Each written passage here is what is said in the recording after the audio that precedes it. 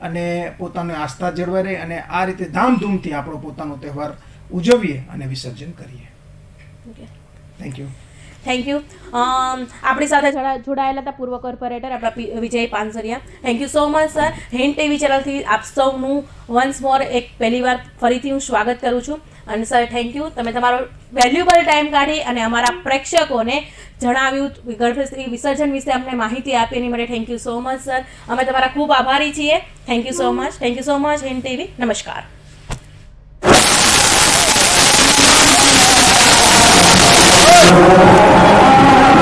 Oh